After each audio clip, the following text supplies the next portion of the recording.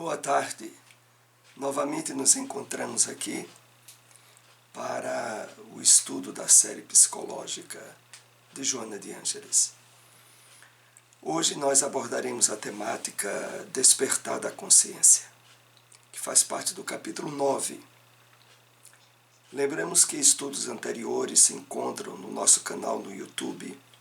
Você pode acessar, se inscrever gratuitamente e sempre dissemos que o objetivo maior aqui é um incentivo à leitura da obra, fazendo alguns apontamentos, alguns esclarecimentos de trechos que separamos de cada tema que são abordados. Vamos para a nossa introdução, que de hábito é um comentário de uma mensagem do Espírito Emmanuel.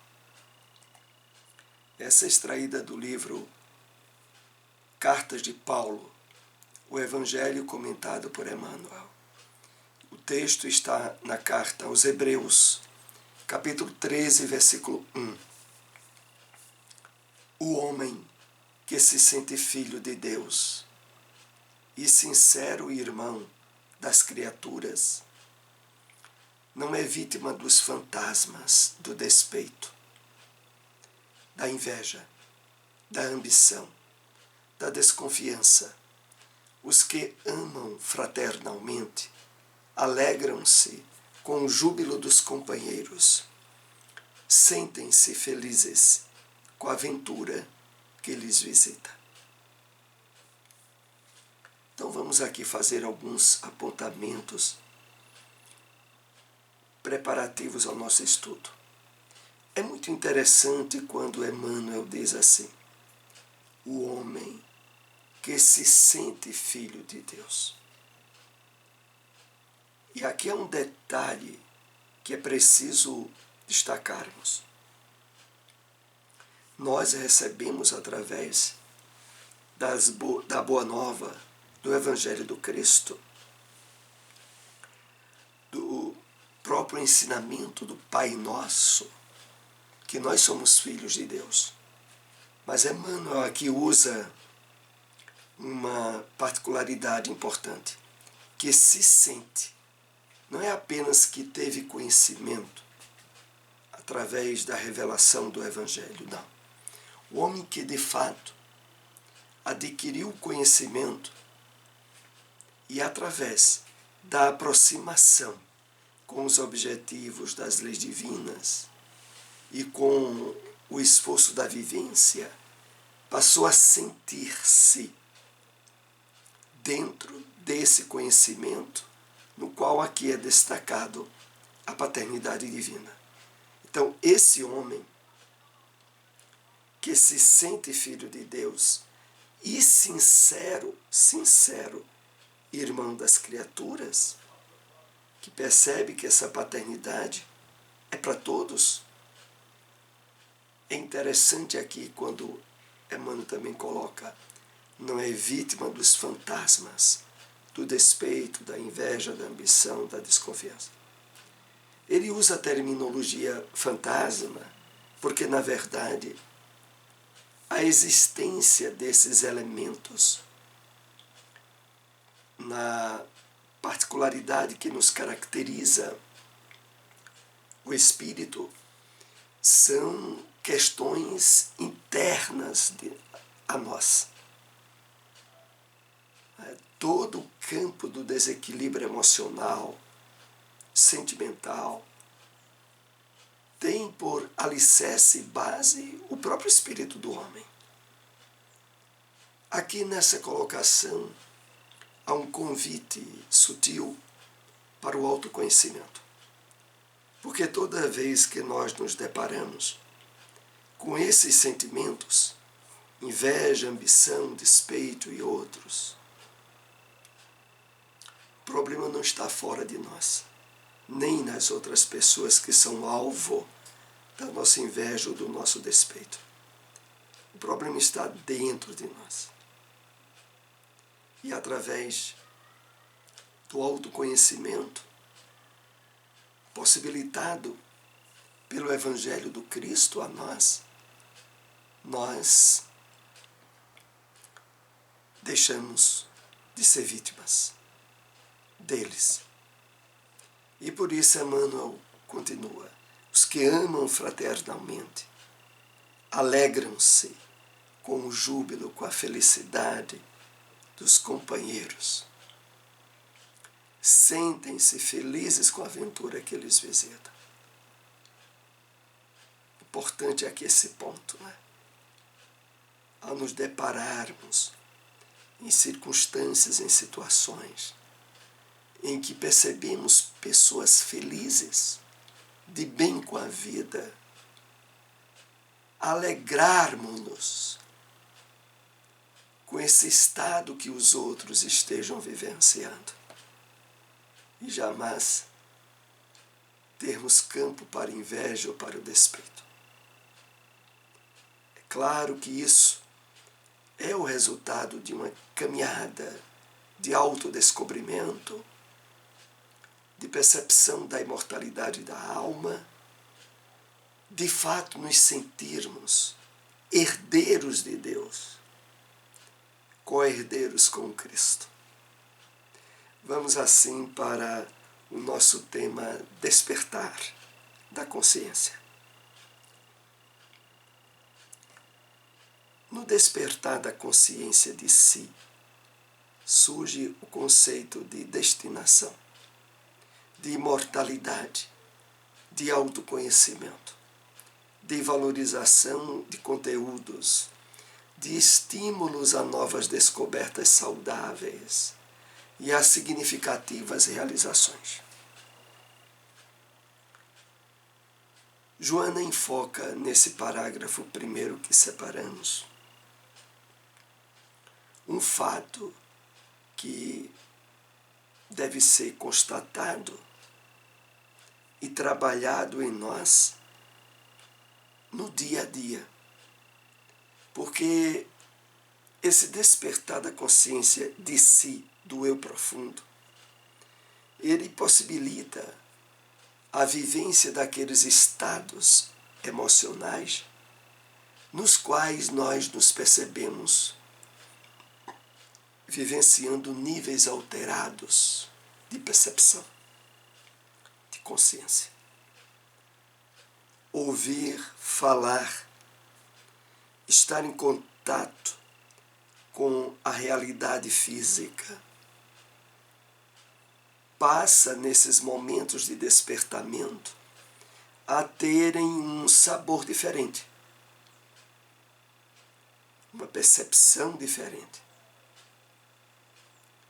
Algumas pessoas vivenciam isso após passarem certos choques traumáticos, alguns até por certas experiências de quase morte, e que fazem com que elas comecem, depois de terem passado essas experiências, a dar um valor diferente à vida e a perceber nuances, detalhes nos fatos, nos acontecimentos que antes não percebia. É porque quando esse trabalho de despertamento da consciência, porque pode e deve ser realizado por nós no dia a dia, quando esse trabalho não é realizado, quando, sobretudo, nós estamos no nível de condicionamentos, de hábitos, de atividades ao longo do dia a dia, aonde agimos de forma mecanizada, inconsciente, desatreladas da percepção espiritual da vida. E é isso que nós vamos trabalhando na medida em que nos aproximamos mais do conhecimento espírita, desses estudos de psicologia de Joana de Ângeles. Porque o ideal e o certo é que nós passemos a perceber esses estados diferentes de consciência como como resultado de um trabalho interno em nós. E não só quando passarmos por experiências traumáticas ou difíceis, de quase morte, para estarmos nesse trabalho e nessa vivência, claro, desse estado alterado de consciência.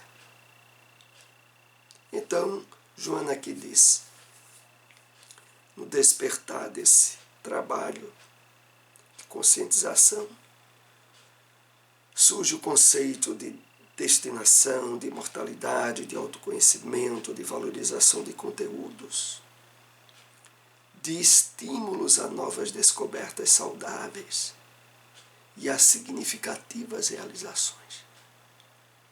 É o trabalho no qual nós vamos nos dando conta de usufruir um gosto diferente no nosso viver, no nosso agir, no nosso pensar. O indivíduo retira do seu passado as experiências geradoras de conhecimento, mas não se detém nele, superando as ocorrências e criando novos embates, novas lutas, novos esforços de despertamento pessoal.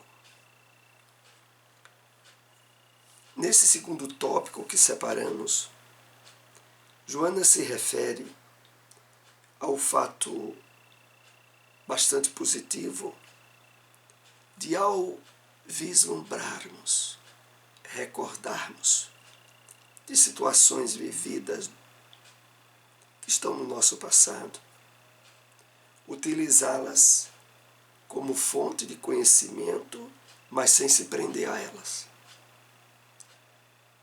sem abrir campos a remorsos, a sentimento de culpa quando essas experiências não deram certo.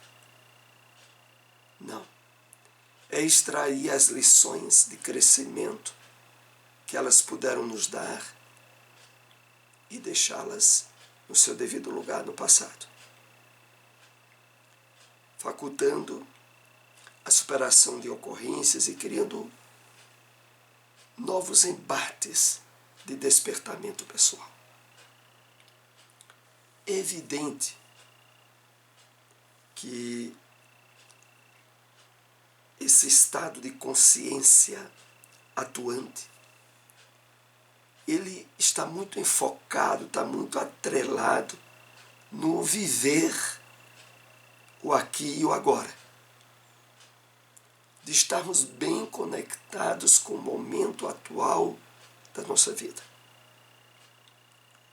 E ao vir questões do passado à nossa memória, só trabalhar elas no direcionamento de extrair alguma lição, mas não de saudosismo doentio e nem de aberturas para remorsos ou tristezas ou algo parecido.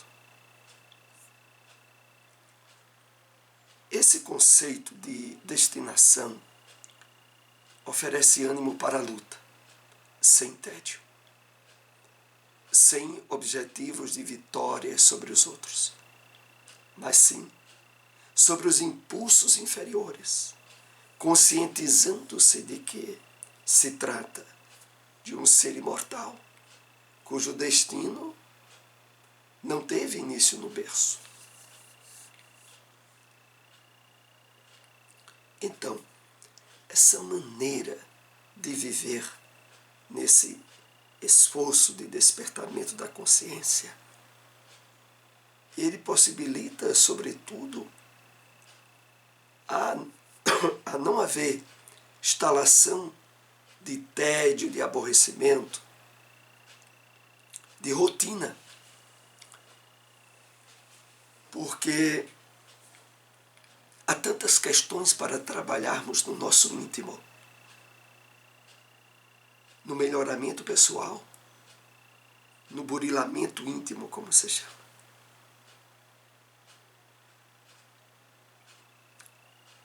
Em seguida, Joana lembra, sem objetivos de vitória sobre os outros, mas sim sobre os impulsos inferiores.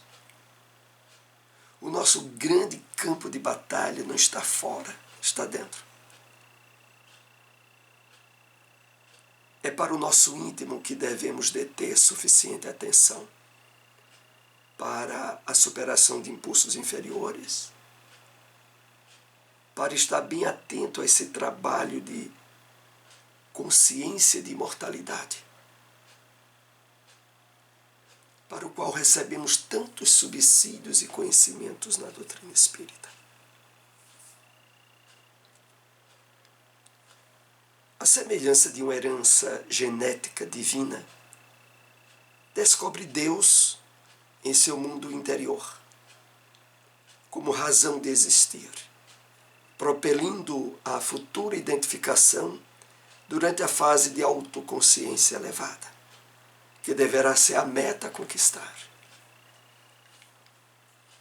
Então, de fato,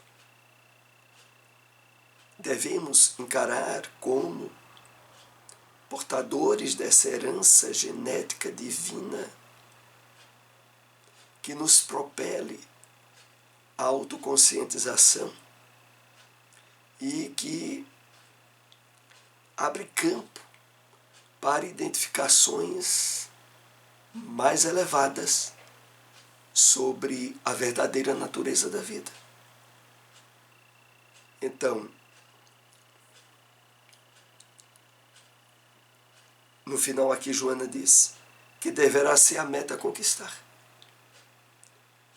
É para essa meta interior que nós somos chamados a dirigir a melhor atenção possível. Porque, na verdade, é o objetivo maior da nossa presente encarnação. Os impulsos passam a ser controlados pelo discernimento, em face da consciência de si, de responsabilidade, de compromisso com a vida, até o pensamento lúcido, sob o amparo da razão e da lógica, predomine no conjunto geral. Então, à medida que esse trabalho de autoconsciência, esse trabalho de despertamento do eu profundo, os nossos impulsos, os nossos instintos passam a ser controlados pelo discernimento, em face da consciência de si e de responsabilidade. Nós começamos a deixar de ser vítimas de nós mesmos e passar a exercer de forma desperta a condução e o direcionamento desses impulsos, de tal forma que, como Joana acrescenta aqui, até o pensamento lúcido, sob o amparo da razão e da lógica, predomine no conjunto geral. Ou seja, de uma vez por todas, deixarmos de agir de forma impulsiva, inconsciente, mas estar bem atento pela correta vivência da consciência em ação, sob o direcionamento do nosso espírito. Abrem-se as perspectivas para a contemplação da paisagem terrestre, das ocorrências de natureza mais sutil, como o canto, a música, a pintura, a meditação, a prece, a comunhão com outras mentes em sintonia superior, a yoga, a meditação. Então, na medida em que nós vamos tendo no dia a dia atitudes e ações estabelecidas dentro desse padrão de consciência desperta, nós passamos a usufruir de um campo de possibilidades em termos de interação que antes não usávamos, que aqui Joana chama ocorrência de natureza mais sutil. E entre elas, como ela destaca, o canto, a música, a pintura, a meditação, a prece. Olha, todos esses elementos que são colocados aqui, a sintonia superior com mentes mais elevadas, a yoga, a meditação, elas só se ajustam e se realizam plenamente na medida em que nós, espiritualmente falando, estamos mais acordados. Estamos com a consciência com portas abertas a essas sintonias de valores mais elevados. É evidente que as pessoas que ainda estão escravas do materialismo e da satisfação dos instintos como prioridade maior na vida, o gosto do usufruir, os estados de consciência alterada, muito associados à música, à pintura, às artes em geral. Não há campo de possibilidades possíveis para elas usufruírem aí. Ou seja, esses valores colocados aqui por Joana, essas possibilidades, elas, para serem bem aproveitadas, exigem que a pessoa esteja trabalhando, o espírito encarnado esteja trabalhando em si mesmo, uma sintonia acima do nível de sono que nós falamos aqui em estudos anteriores. A consciência de sono esteja sendo superada. Detalhes despercebidos anteriormente nos relacionamentos passam a ter significados profundos na emoção, ao tempo em que experiências transpessoais ampliam as possibilidades de compreensão da vida e da sua finalidade. Aqui outra vez é destacado essa questão que citamos de podermos usufruir um nível de percepção muito mais profundas ao que a gente vê, sente, ouve, ao relacionamento em termos de sentidos físicos, vai se afinando, vai percebendo detalhes que antes não percebíamos. Isso pode se dar no campo, como foi citado, das artes, da música, da meditação mesmo. A pessoa vai percebendo certos detalhes que ela antes não percebia e que se traduzem num grande prazer.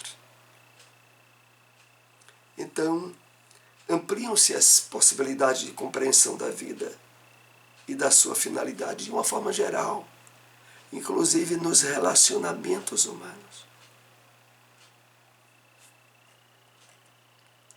Quando se alcança um nível de consciência de si, não é mais possível uma existência harmônica sem a presença da arte, nas suas mais variadas expressões.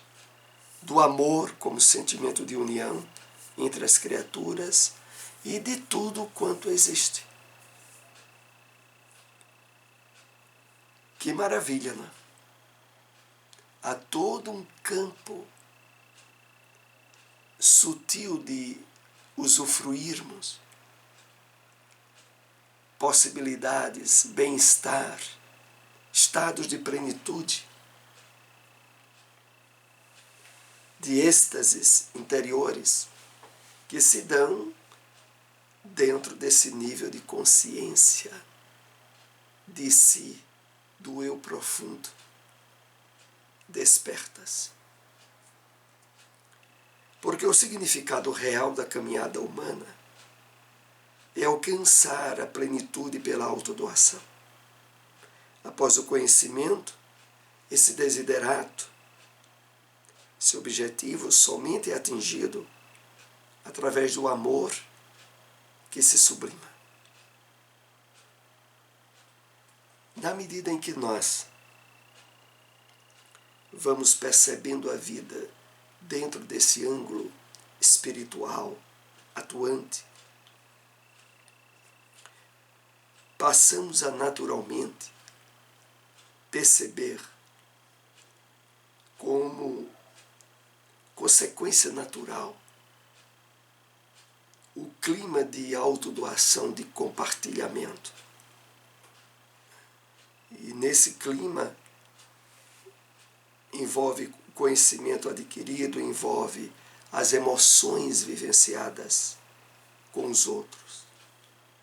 E, sobretudo, como Joana aqui destaca, o amor que se sublima nos relacionamentos humanos.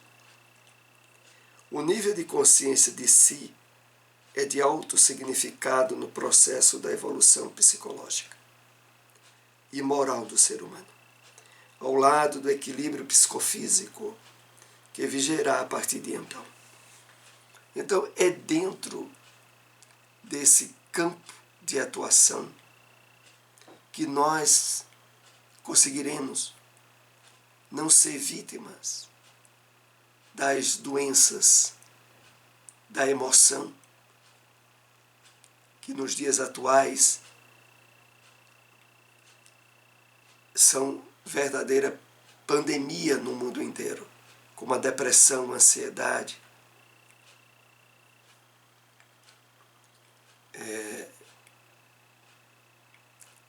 os desequilíbrios emocionais de uma forma mais generalizada, e que à medida na qual vamos trabalhando essa consciência de integração com a espiritualidade maior, nós saímos desse campo de vitimização. É por isso que ela diz aqui, o nível de consciência de si é de alto significado no processo da evolução psicológica e moral do ser humano. Porque é justamente a falta desse trabalho de conscientização que tem levado uma grande parte da humanidade para as doenças do sentido, as doenças da emoção. A imortalidade desenha-se na consciência. E após esforços hercúleos, você alcança o nível objetivo, transcendental, cósmico, ao qual todos nós somos destinados. Então, é uma consequência natural desse despertamento da consciência, a percepção da imortalidade presente em todos nós, e que é o resultado, como Joana aqui destaca, de esforços hercúleos para a superação dos condicionamentos arraigados através de inúmeras encarnações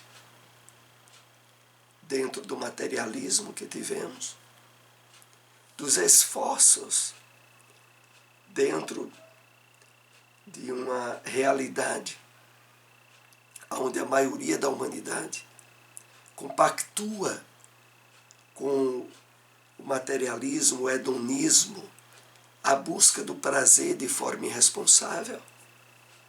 Nós encontramos essa vertente não só salvadora, plenificadora, que é oferecida a nós pela aproximação e despertamento da nossa verdadeira natureza, a natureza espiritual. Aqui nós concluímos as considerações desse tema nessa tarde. Agradecemos àqueles que nos acompanharam, se possível, compartilhem essas informações. Até o próximo estudo, uma boa tarde a todos.